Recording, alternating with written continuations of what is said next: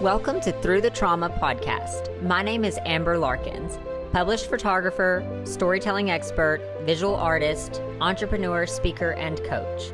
This podcast was born from one question: how do I get inspiring stories of triumph out to the people who need to hear them the most?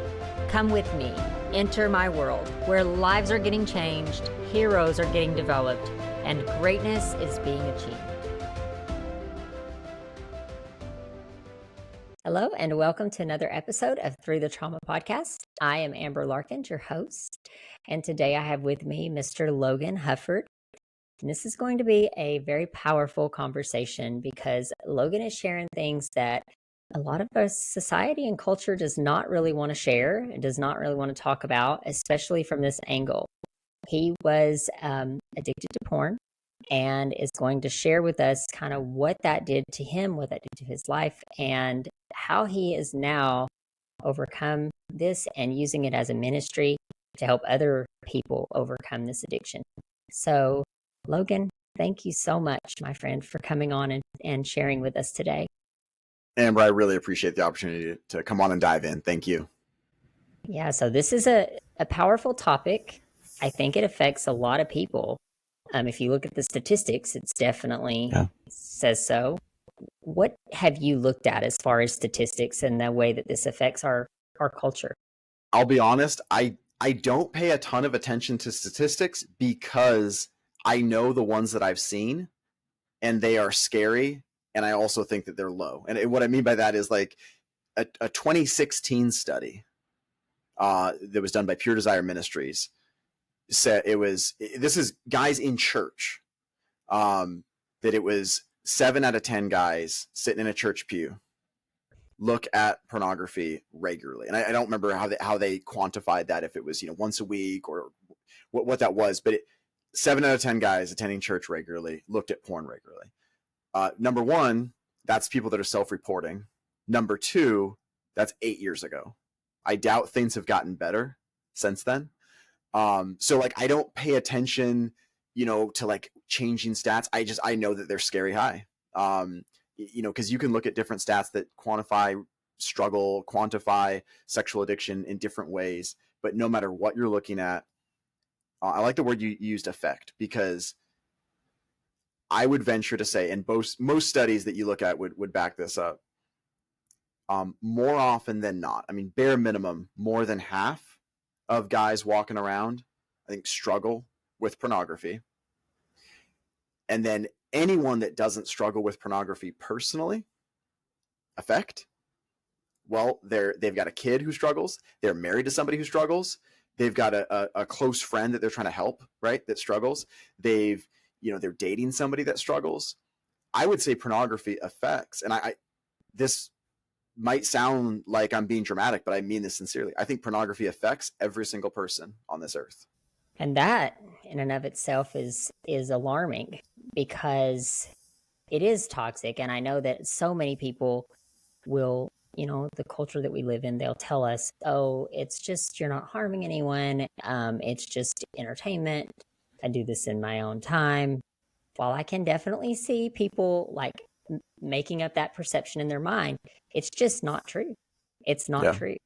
And I've had other guests that has come on my show and has talked about the different sides of it. And, when you're watching pornography, you're watching a real human doing things that was never created to be done in front of an audience. And it's harmful. And then I recently did an episode and my guest talked about sex trafficking and how there's a lot of the actors that have been exploited, coerced, drugged, abused to get them blackmailed, to get them to do the things that they're doing on screen. And it's just disheartening as a human to see a fellow human being exploited in such a way. So that's kind of my thought and my process on it. I would love to know I'm sure we'll get into your thoughts and what you think about it all. But I do want you to maybe just start by sharing a little bit of your story. Kind of how did this How did this start? I mean, as a mother of a 12-year-old, this is a big question that I have. Yeah, we've got 4 boys, 12, 11, 10, and 8. So this is something where I 100% don't have parenting figured out. Every day is a new exercise in humility, but it's definitely something where, my wife and I regularly have conversations about how to have better conversations. Because it's definitely something that we realized pretty quickly. It's like, there's no the talk. It's continual conversations, right? For me, my story started off like so boring compared to almost anyone that you will ever meet in addiction recovery. I was born and raised in a family. I'm a baby of 5, raised by both my parents.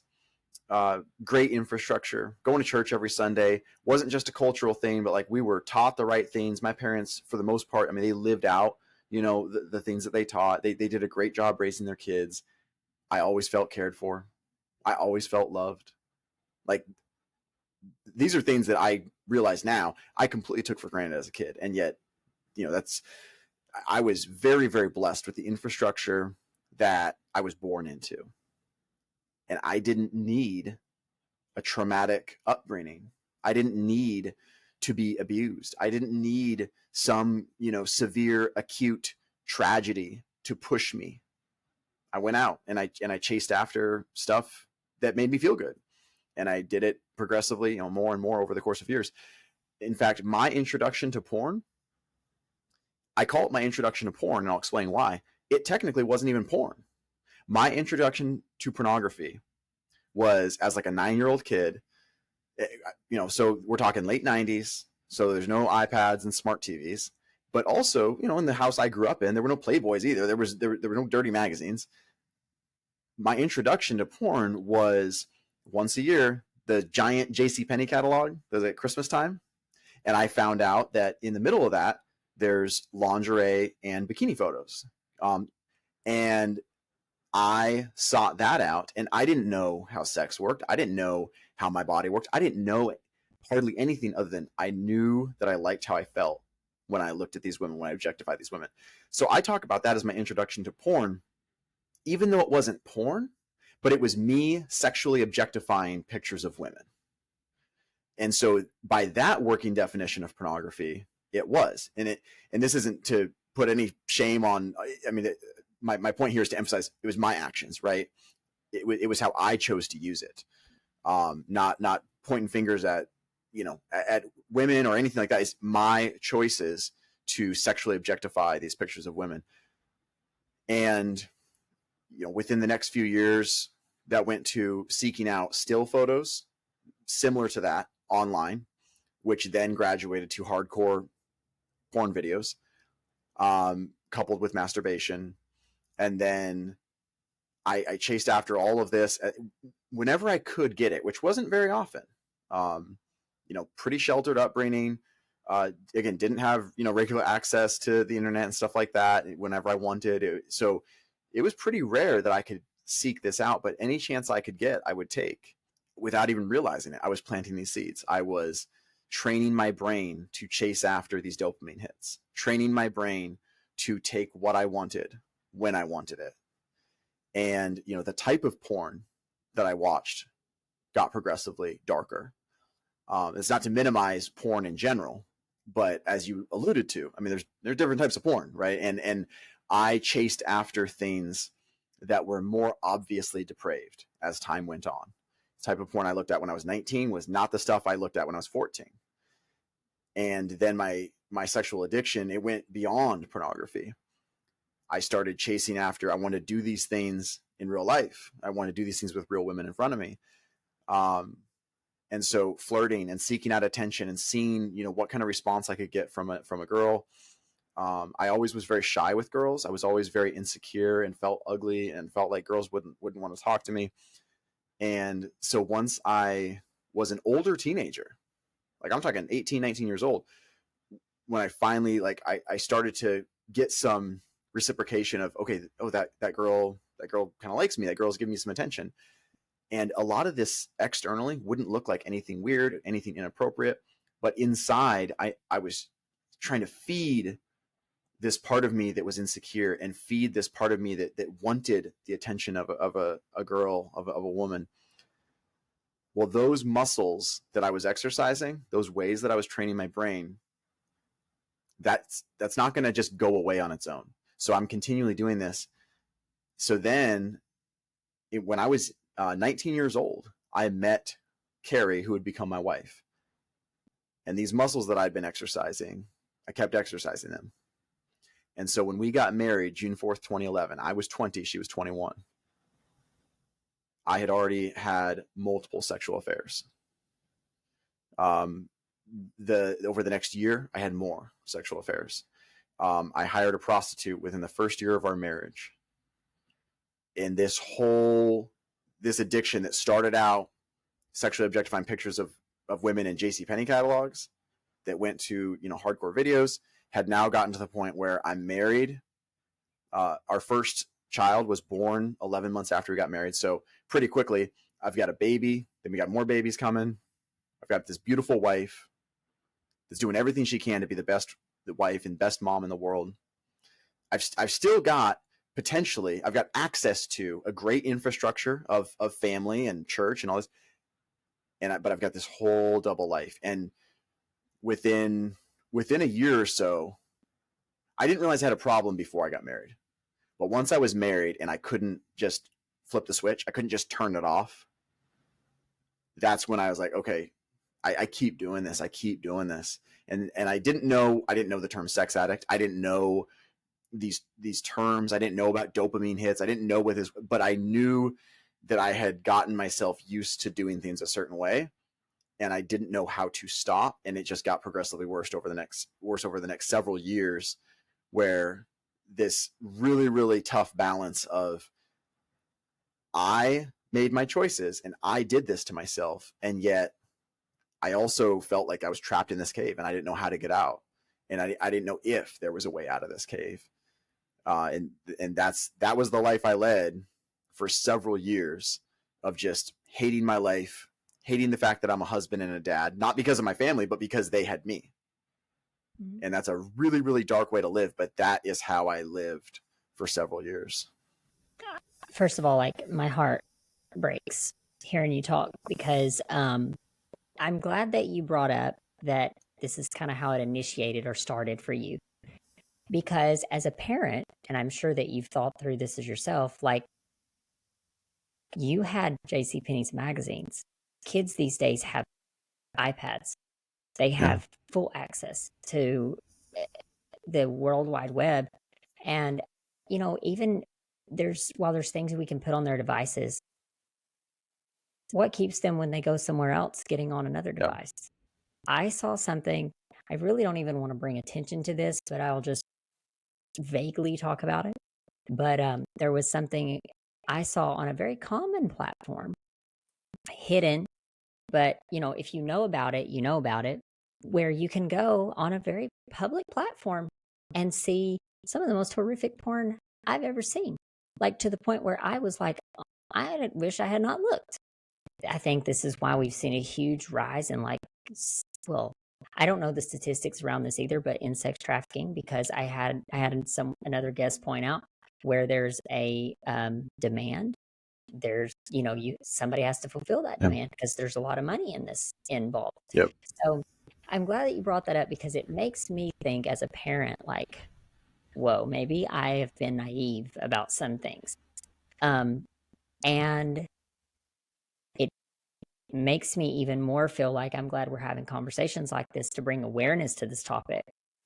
But it also breaks my heart, because I know that there's a lot of people struggling. And I know from being a Christian myself, like, people that deal with this inside of the church, and this is how, like, spiritual warfare works, I feel like, where you'll have the enemy put these things in front of you in the moment it feels so good in the flesh, right?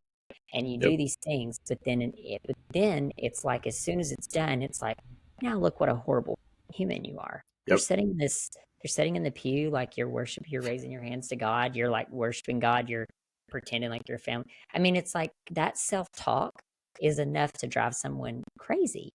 And if like if you're struggling with this and you're speaking out on it, how many people, like you said about the statistics, are struggling with it that they never tell anybody? They're just dealing with this inside of themselves, inside of their head, inside of their heart. And it's heartbreaking to me. I'll tell you one other thing. This is not something this is something recently that I've been a little more vocal about. But I come from a past of, I worked in a strip club for years, 5 years in my younger years. And I dealt with a lot of guilt and shame and pain from that. And I think this is why even today, that was a traumatic situation. Not when I was in the middle of it.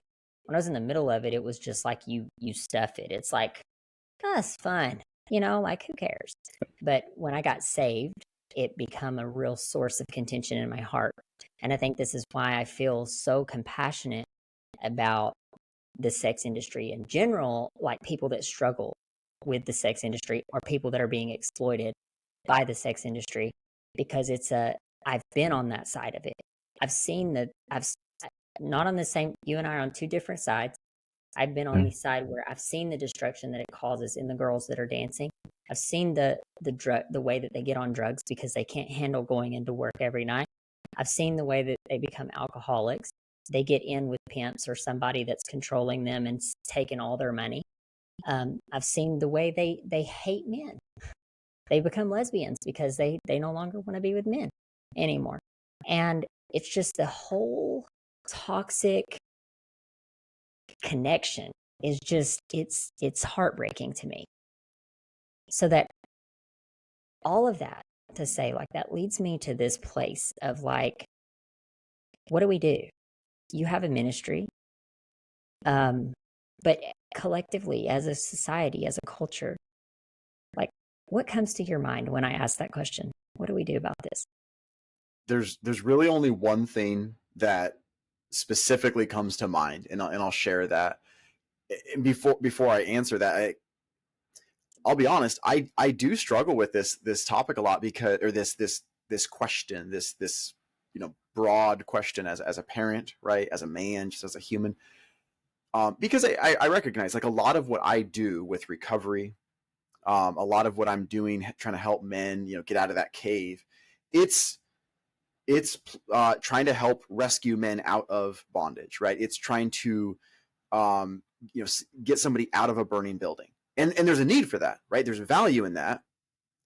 There's a different role, there's a different job, there's a different ministry that I think needs to happen, where it's like, okay, but how do we keep people from going in the burning building, or how do we keep the building from ever catching on fire, right? That preventative stuff. And it's not that I don't want to do that. I don't necessarily know how. Recovery has given me a lot of tools, and some of those things are helpful in parenting and things like that, because ultimately recovery is not just about not acting out. It's about being healthy. It's about interacting with life in a healthy way. So there definitely are things that I've been able to do as a dad that I've learned from recovery tools. But yeah, I don't think of myself at all as an expert when it comes to keeping people from going down the path. Like I would say, I don't like the word expert, but I think I've got a lot of experience and wisdom when it comes to helping people get off the path once they're on it.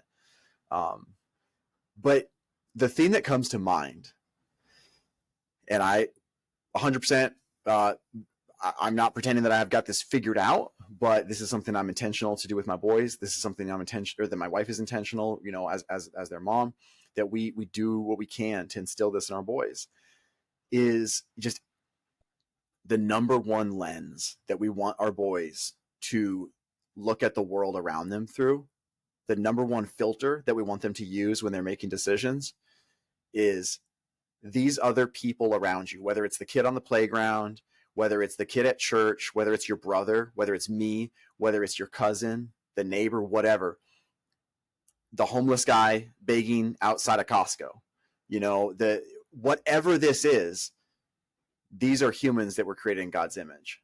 So am I loving them or not? Am I showing love to them or not? And of course, how I show love to these people is different, right?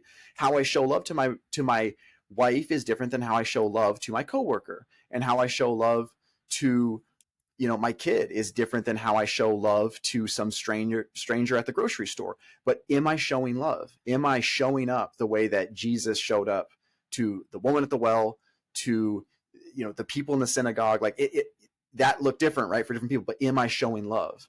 And that might sound really like optimistic and, well, yeah, we're not all going to be Jesus. And of course not, right? But I can at least use that as the filter. I can use that as the lens.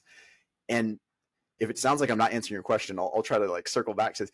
Because ultimately, as my kids get older, as my boys get older, number one, we got to keep those conversations open, right? I got to keep those threads open and continue to be vulnerable with them. If I ever hope that they'll be vulnerable with me, I got to start being vulnerable with them first, right?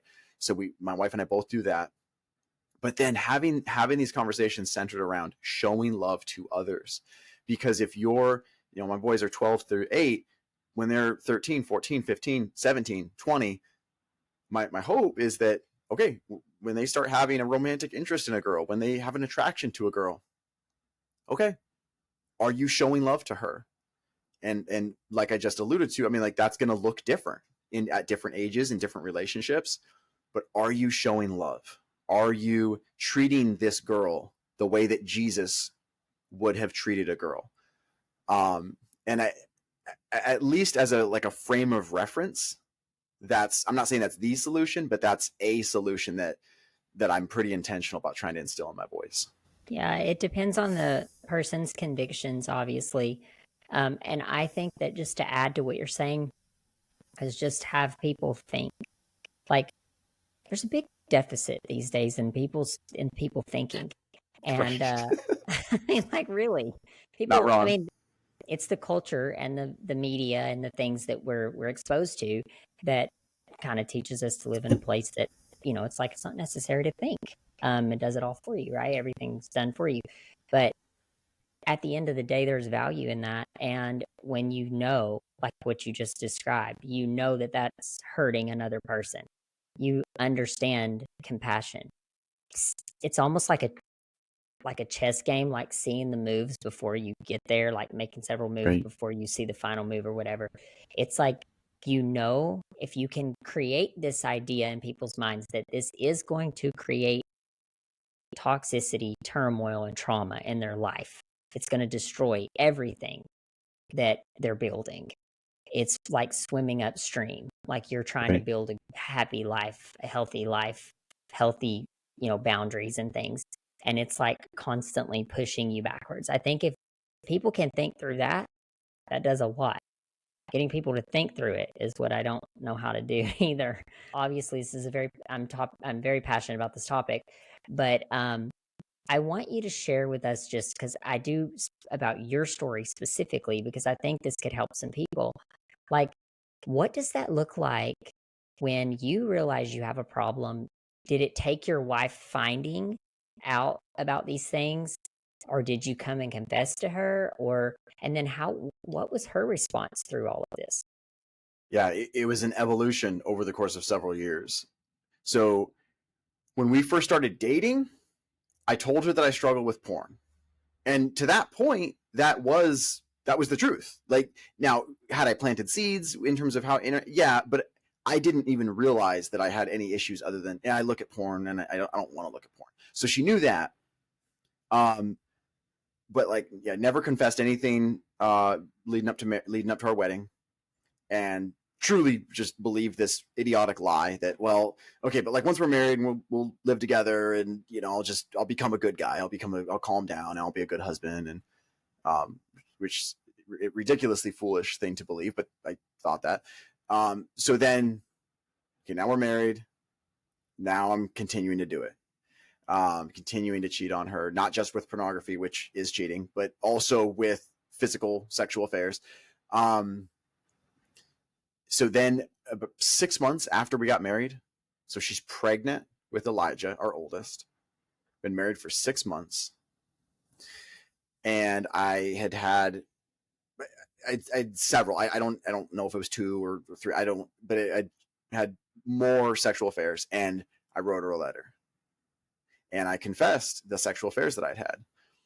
Now, number one, I definitely wasn't, I don't even remember exactly what I put into that letter, but I wasn't healthy. So I know for sure that it wasn't going to be a healthy confession. It wasn't going to be a completely transparent. It was going to be, looking back on it, I see this. I was trying to get it off my chest because it made me feel better.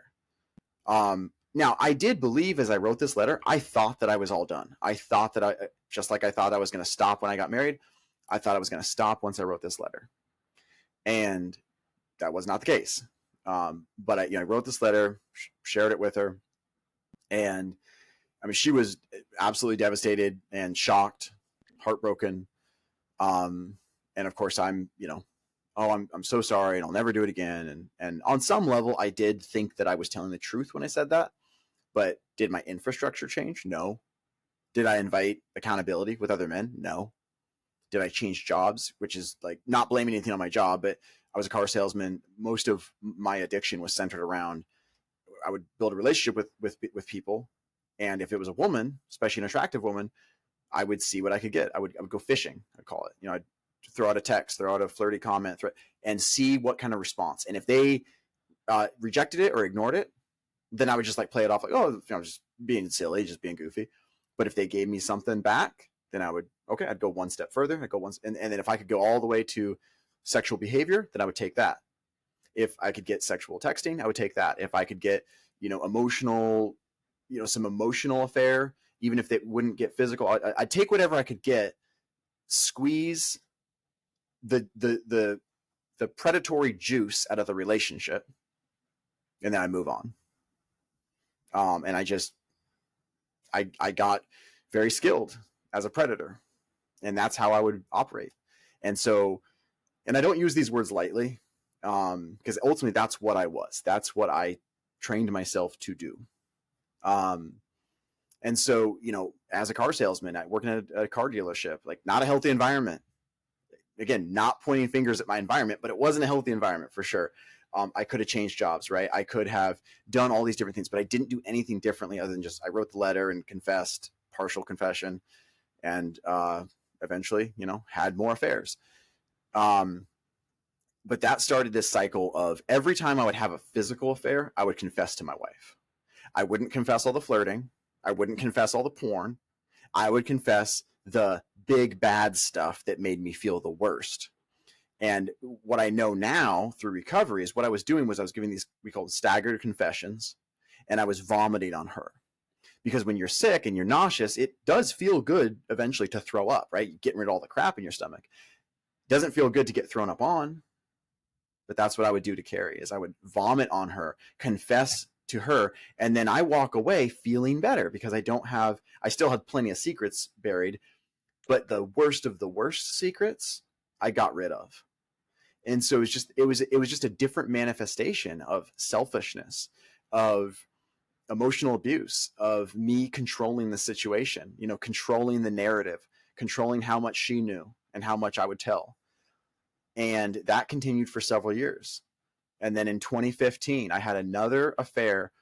And you and I talked offline about this just for the sake of your audience. When I'm using verbiage like affair, I'm purposely not getting explicit, not getting super specific. I don't want to be triggering to a guy or a gal, anyone that might be triggered by certain words.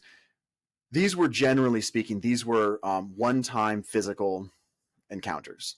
Because once I would get that, if it got to that culmination point, I didn't want to have anything to do with the person. So it was almost always a one-time thing. In July of 2015, it was a very different one. It was a month-long, full-on affair where it was physical, it was emotional, the whole thing, and it was for an entire month, which was very different than what I'd done before. And Carrie would tell you this was the most hurtful affair that I ever had, which is a heck of a thing to say, but that's coming out of her mouth. And a big part of it was because not only was it this extended period of time, but this was somebody who, like, this was a customer that I sold a car to. Carrie didn't know her personally, but she knew about her, and she had seen some red flags. She'd seen some texts. She'd seen some Facebook stuff. And so Carrie had explicitly asked me, are you cheating on her? Or are you cheating on me with her? Is there something that I need to know about? And I lied directly to Carrie's face, specifically about this woman, which was not usually my MO. Usually I would keep things hidden pretty well. Carrie wouldn't know about these things. And with this one, it was just like completely just shoved it in Carrie's face, in terms of shoving the lie directly in her face. And this whole thing. When that ended, which that was honestly, to even be able to end it was by God's grace. I shouldn't have been able to do that, but based on my previous MO. But when that ended, I confessed that to Carrie again, same MO. And then Carrie did something she'd never done before. And she gave me an ultimatum. She said, all right, if you do that again, then you're going to lose me and the kids. And she's not someone to speak rashly. I believed her, and that scared me. I had completely given up hope that I would stop cheating on her. I'd completely given up hope of ever stopping porn, but I wanted to try and keep my family around for as long as possible. Like, and that's pretty hopeless verbiage, but that's accurate verbiage. Like, I was just completely hopeless. And so I'm like, all right, I didn't know if I could ever stop, but I was willing to try. So I started to do things a little bit differently. And I use those words very intentionally because, again, that's weak verbiage, but it's accurate. I didn't fully jump into recovery. I didn't submit my life over to a program or to multiple people. That came later. But I started to go to some meetings. I started to be vulnerable to people. I started to just do like the very baby steps of building a healthy infrastructure, even though it was definitely a lot of like doing the bare minimum and checking the boxes and stuff. And I still fell to pornography multiple times over. It was a 10-month period before I actually got sober, and should have had more sexual affairs. I put myself in stupid situations. I made terrible choices. I do believe there were multiple times where it's like God snagged me, and like so like a like I was like a fish like trying to swim into a net, and God like grabbed me by the tail and was like, idiot, stop it. Like I'm trying to give you a way out here, kind of thing. Not saying that's spiritually exactly how it works, but that's how it kind of felt looking back on it, because I put myself into some really bad situations. I didn't get healthy just because I got an ultimatum, but the ultimatum was a start, because for the very first time, Carrie made it clear to me that she, on some level, even though she didn't even know how to respond in a healthy way, but she was making it clear to me, okay, this is not going to just go on indefinitely. Like, if you just keep on having sex with other women, then you will lose me. And she, she very quickly, I got into recovery, and then she got into recovery in 2016, and she learned how to, back up her ultimatum, and how to put some teeth, on her boundaries and stating those boundaries. And that's when the story starts to turn beautiful, is in 2016, because that's when the healthy infrastructure actually started to get formed, and healthy boundaries and accountability actually started to take place. And something that I never thought possible started to take place, which was actual freedom, actual healing. Wow. There's a lot of people I know that would not stick through that. Right. Being that many affairs. This is kind of an example of why sometimes you need outside help. That's when you started to see your transformation. Is that correct? When you guys sought after counseling and therapy and outside help? Only after having not just like one guy or a couple people. I was part of a 2-year voluntary house arrest program where I was a team of guys working with me. It was only until then that true transformative healing started to take place.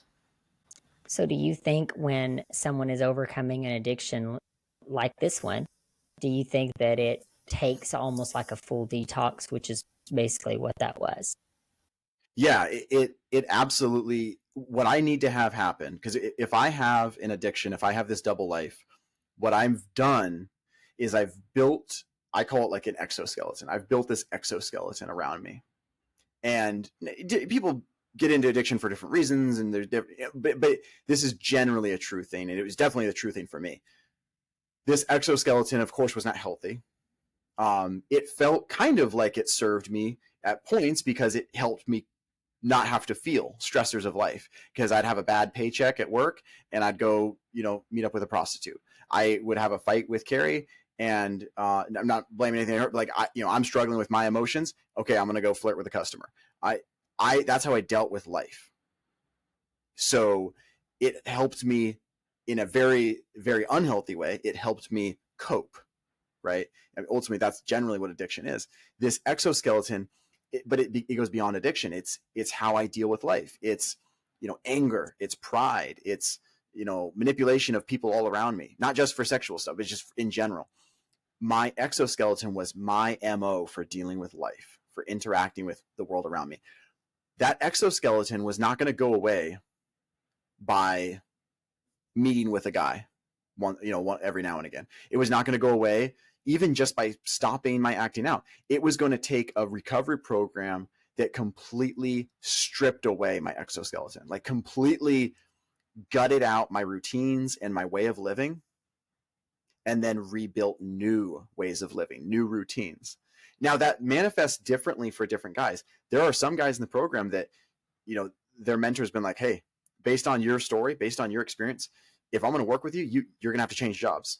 Because maybe the guy travels for 3 months at a time, right? And it's just not realistic to try to, guys have had to move in extreme cases. Again, not the mentor can't make them, but the mentor's like, hey, based on some things, like if I'm going to do this, then you're going to need to change residences. If in an extreme scenario.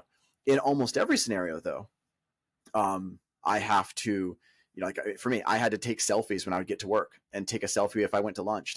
I couldn't go on a camping trip without permission. And if I got permission, I had to write a multiple page safety plan detailing like the itinerary and possible triggers and how I might act out and how I'm going to not do that and what am I going to do instead. And, phone calls every single day for 2 years, hours of homework a day, or hours of homework every week, multiple meetings every week.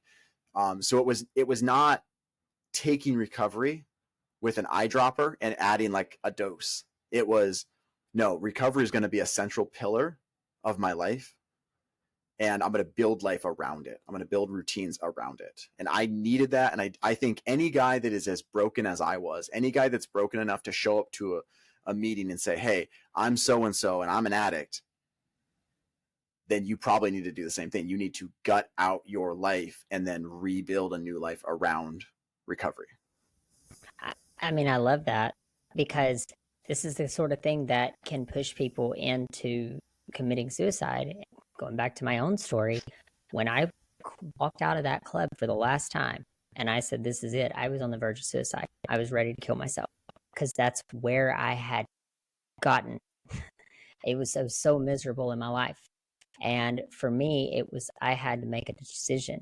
Like, am I going to die, or am I going to completely kill the life that I live? And I had to do the same. I didn't go through a recovery program like you did, but I had to get out of the state I was in. I had to move far away. I had to get away from my friends that I had talked to. Literally had lost, like, completely shut the door to every friend that I had. Yeah. Surrounded myself. I mean, it was like, you have to make those radical changes to make radical changes in your life. So I Yes. commend you for that. And I think this is an extraordinary program that you were in, because it's exactly like you said. Like, this brings up two things to me. One is, like, in the Bible where he talks about cleaning the house, Yep. like, you got to clean it and then you got to replace it with the new habits, or Yeah. you leave it open for, like, even worse Just things come to rushing come back in. in. Yep. So it makes me think of that, and then it also makes me think of the verse where he talks about, if your right eye makes you stumble, like, pull it out. And it's like, I think that is symbolic of, like, hey, if you have things in your life that is causing you to stumble, get rid of them, because it's not worth. What is it going to lead? It's going to lead you right back down the same path, right back into the same toxicity that you got yourself out of, and then it's you're right back where you began, or you've gotten worse. And Go I ahead. mean, it was always from a early stage of from the early stages of recovery. This was always imprinted on me, and I thank God for it. And I always try to impress this upon the new guys too. Is like, you know, something will come up where a guy. So like, there's a weekly group that I lead that I was a part of at first, and that's anybody can show up to that as long as you're a dude who says I struggle with sexual addiction. But then there's a program that is the voluntary house arrest program, and it's built off of the weekly group, but it's a separate elective thing. So if a guy is in that program, he's assigned a mentor, he works with a mentorship team, he agrees to a bunch of different rules, and he comes up with his own additional rules. If a guy is in that program, you know, they're not going to be able to go on a camping trip without permission. They're not going to be able to just go fishing just because they want to and drive 4 hours away. Like they have to give up those rights. And it's always impressed upon them, like, that doesn't feel good. You want to be able to just drive 4 hours and go fishing, and you can't necessarily go do that. If you don't make some serious changes, you're not going to have a family that you're coming back to after your fishing trip, right?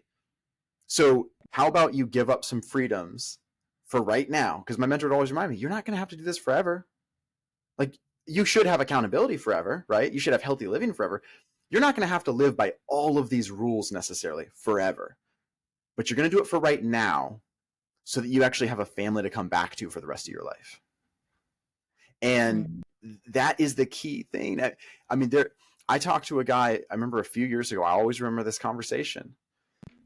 And he's sharing his stuff and sharing his life story. We're on the phone, and he was talking about his life story and all. I mean, basically the same life story that I had, almost, just multiple times betraying his wife with pornography and with real women in real life and all this. And his job was such that he couldn't come to regular meetings because he traveled.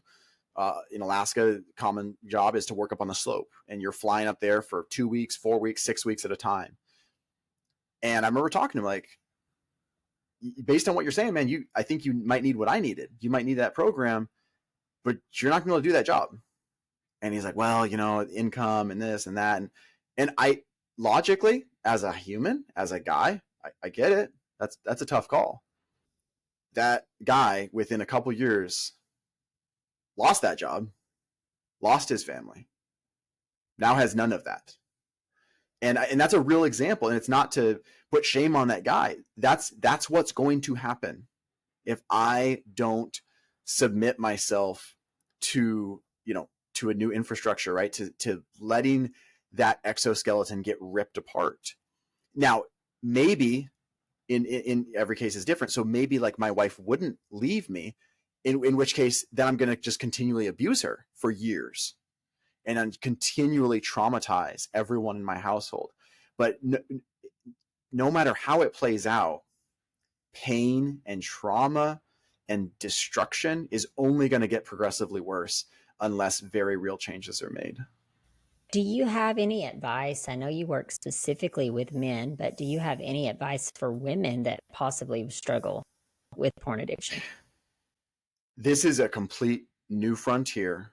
When I say new frontier, I mean in the sense of it's something that awareness is being built on.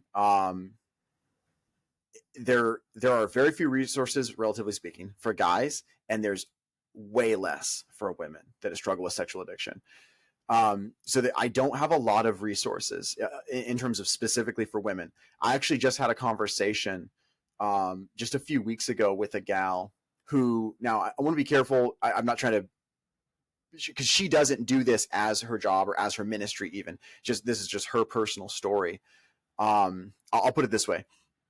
So on my Instagram, I shared some of our videos, some of our conversations with her permission, and she did specify, like, you know, she doesn't solicit other people for coming to her for advice, but she's willing to talk to people. Check that out. My conversation with Anna, my conversation with Anna, just from a few weeks ago. And, you know, if people want to reach out to her, they can. Pure Desire Ministries. I'm not affiliated with them, but I've absorbed a lot of their content. They put out a lot of recovery content for sexual addiction. They do have some resources, specifically for women, but it's really tough. There's not a lot of tried and true, battle tested for years resources for women that struggle with sexual addiction. But it is absolutely a growing problem. I mean, because just how we started this conversation talking about the porn industry, like it's very accurate to, because at the end of the day, you said it. I mean, it's an industry, right? It's a business, and it's a very profitable business. I think it's accurate to say the porn industry realized at some point, like, hey, we've been focusing on only half the people. And so they shifted. And so absolutely, I mean, there's been a huge push to ensnare women as viewers, right? As consumers. And that is only getting worse. Yeah, I agree. And the roles. There's a role. We see this happening. There's a role reversal in male and female. And right. as we see this progress more in the music and the media and the TVs and things, I think you're going to see more of. Right now, there is this mentality that some people uphold. That's it's powerful. I can be just like a man. I can be just as powerful as a man, and therefore, men watch porn, so can I. Or men do this, so can I. And it's just I don't know. I know there's a lot that goes into it. I wish this was cut and dry, black and white, where you could just say, like, this is the root of the problem. This is it. Like, figure out the root, dig out the root, be done. But I don't think it's as easily. It's not as easy as that, because one, sex it's a natural, God-given desire. It's an innate desire in human beings. It is beautiful when used in the right context, and God give it to us to procreate. It's a beautiful communion when practiced in the right context. So to have a very natural, God-given desire, but then misuse it in such a way, it's like, it's a hard thing to navigate. It's similar to food. People that struggle with food addiction, it's very much the same way. You have to have food, but when you use it in such a bad way to the point you can't control it, it becomes a real issue. So it's heartbreaking, and I'm like you. I don't know what to do except to just raise awareness through platforms like this, talk about it, the difficult topics that people don't want to talk about. Yeah. Go ahead. And I mean, there are some these are general principles, but these are not, I mean, don't misunderstand me that these are just common practices across the board for general principles for people that struggle deeply with addiction, which is, I have got to open my closet door. I have got to expose the light on my shame.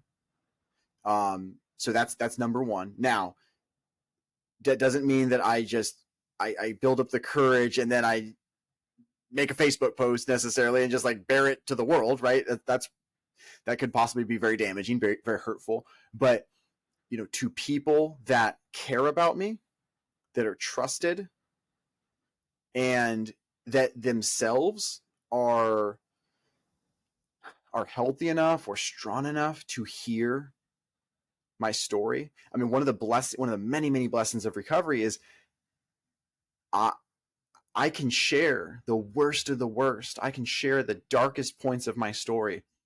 And the guys around the table, it's nothing they haven't heard before.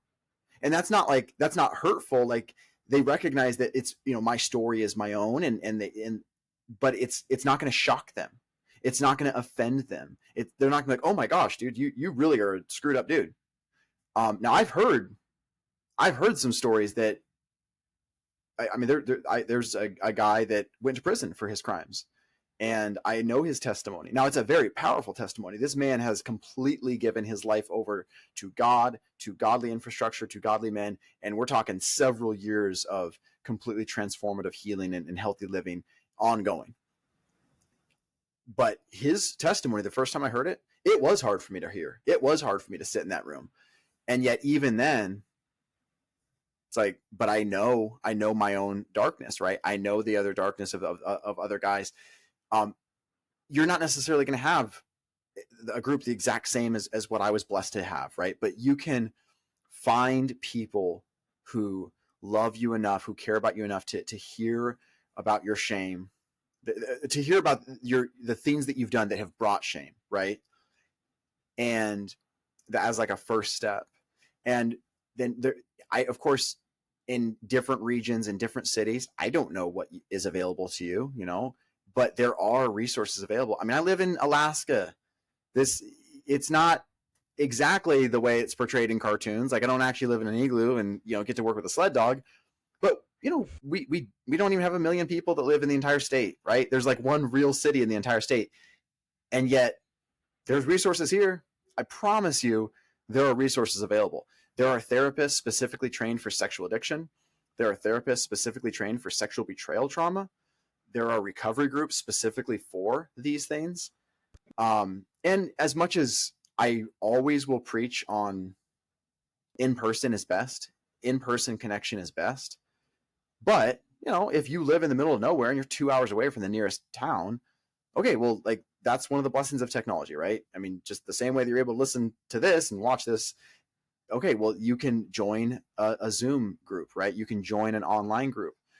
So you're going to have to do work to find resources, but those resources are available. If I'm seeking healthy living, if I'm seeking to build a healthy infrastructure, things will announce themselves to me.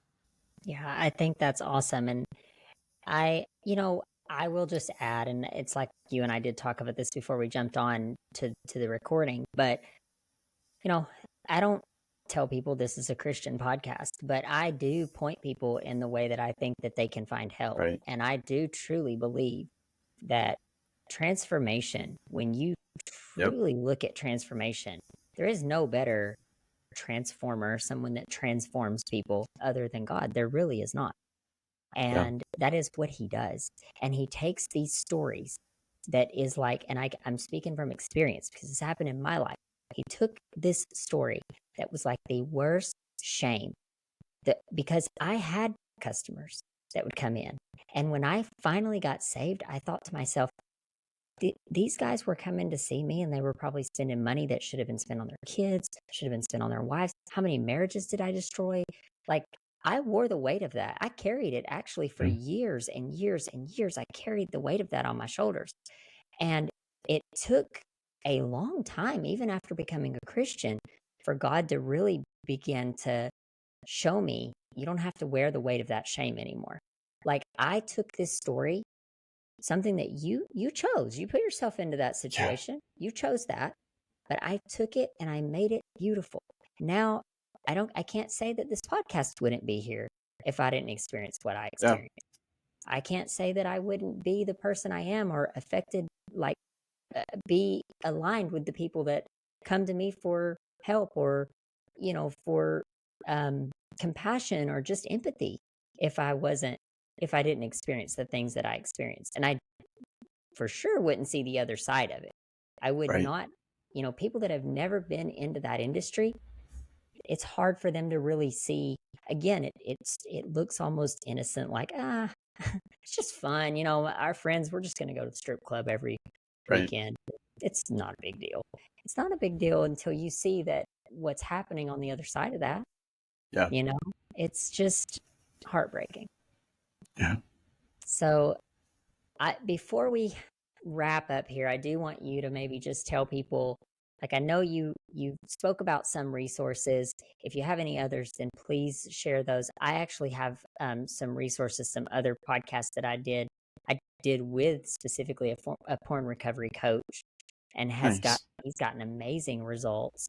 But I don't think it's a ministry. I think it's coaching. So it depends, what aligns with you, whatever is going to help you. But if you have any resources, I would love to know what those are. Share those with our audience, and then where people can get in contact with you and just follow along your journey. Yeah.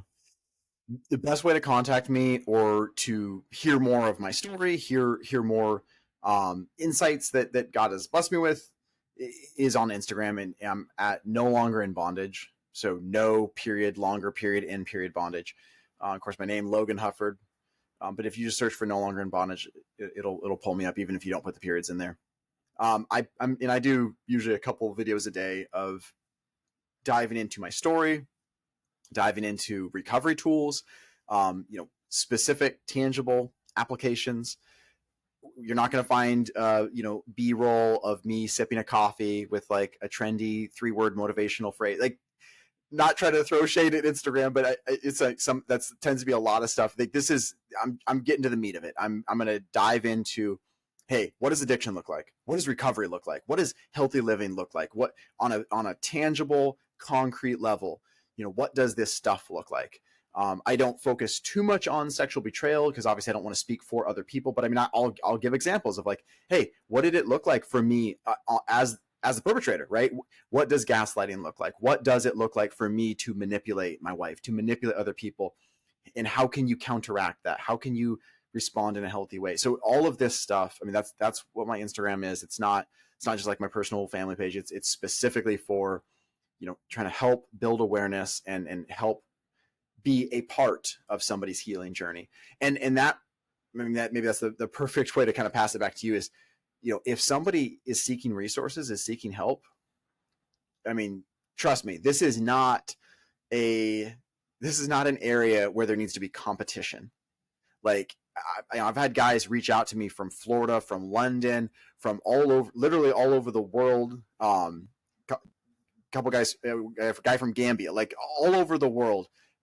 I'm not going to pretend that I can personally mentor these guys for the rest of their life, or even the way that my mentor mentored me, but I can be a part of it, right? I can be a hand reaching down. So, if somebody is broken and they're desperate and there's not a group like what I had available to me, give me a follow. That I think that content will be helpful. Maybe also start working with a recovery coach, right? Like, this is not, it's not a competitive thing. It's like, I need to build resources. I need to build infrastructure. I need to put tools in my tool bag. I need to surround myself with healthy resources. So, I would be honored to be a part of that.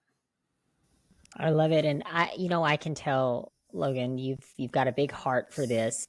And again, just a true representation of what God has done in your story, taken something that has been painful and hard and traumatic and turned it into something that's been triumphant. And, yeah, it's like in the end, if you believe in God and you believe in Satan, at the end, the enemy is crushed and we see who wins. And it's just, this is a true representation of that. It's like, yeah, you try to destroy me, but I come back and now I'm helping all these other people overcome as well. And I think what you're doing is beautiful. And I commend you for stepping up and for sharing, and because these are not easy topics, but you're sharing it and you're getting your story out there, and you just have no idea who probably all the people that you're touching just by coming on podcasts, telling your story, sharing on social media, and doing all of those things. So I thank you. Is there anything else that you would like to just say or leave with our audience today before we close up? I mean, I'll be real skinny. Just if somebody is listening and they've got a corner of their life, whether it's sexual addiction, porn addiction, or a different addiction, or maybe just an area where they've just been unwilling to to even look at that area of shame or that area of secrecy, let alone work on it. I want to encourage anyone listening who, if that's you, I mean, you were two very different, very powerful versions of shame stories, right? And though ultimately you got to start with looking at it and being aware of it, right? And recognizing that healing has taken place even in these areas, because that's what I didn't think was possible until 2016, until I met guys. I knew that there were guys who were trapped in the cave with me. I knew that there were guys who struggled, but I didn't think anybody had made it out. I didn't think anybody had healed. Like you heard me say, I didn't think I could stop. And of course, stopping would not have been healing. That was just like, that was the best that I could maybe hope for. The idea that I can go home and spend time with my wife. And it's not like she's like, oh, I'm glad that you don't cheat on me anymore. Like, I mean, obviously she's glad I don't cheat on her anymore, but like she's gone through her own healing journey. She's not, every day this betrayed wife, this frozen in time victim. We have moved through, by God's grace, so much healing, even in ways that, like, by human standards, healing should not be possible. Reconciliation should not be possible. We should not be able to raise our kids together and openly talk about our past, but we do. My boys, they know our story. They know what we've gone through, because we've talked openly with them. And so we want to, and this is part of what I do on Instagram, is just, I'm sorry, I said I was going to be skinny. I'm getting a little bloated here. I want to, like, I don't like the word normalize because that usually has a negative connotation. I want to normalize the fact that people have brokenness, right? Like, and for me, this was my primary brokenness. Now, it's not to say that it was okay, but what it didn't mean was that I was beyond saving, that I was beyond rescuing, that I was beyond transformation, because that's what I thought. And it's so crazy how I can believe two lies at the same time. And I don't think it's just me. I can believe one lie that says, well, other people have done it, so I guess I'm not so bad. Or, well, yeah, I've done this and I've done that, but I've never done this. So like, I can believe that lie, that I'm not as bad as other people. I can also believe the lie that no one's ever done things as bad as me. No one's ever gotten, and like, those are so contradictory. I shouldn't be able to believe both lies, but I did for so many years. So just know that no matter what point you have gotten to, healing is available. And that's not to say that natural consequences don't happen, right? But even though I may have to face very real natural consequences, healing is available. I love that, Logan. And I like I said, I really appreciate you just sharing, because this is deep and you've shared some very insightful things that I do truly believe people can take real value from. And you've put things in perspective in easy to understand ways. So I do think you are gifted to do what you're doing. And, I wish you all the best, and hope that you just continue to impact people through your message. Thank you so much, Amber. Thank you for listening to Through the Trauma podcast. If you have found value in this episode or believe in the mission behind what we are doing, please subscribe so that you never miss any future episodes. Also, be sure to check out our transformation project at transformationthroughtraumaproject.com, where we help inspirational stories get heard on a larger scale through multiple platforms. If you know someone who can benefit from this episode, please share it with them. Until next time.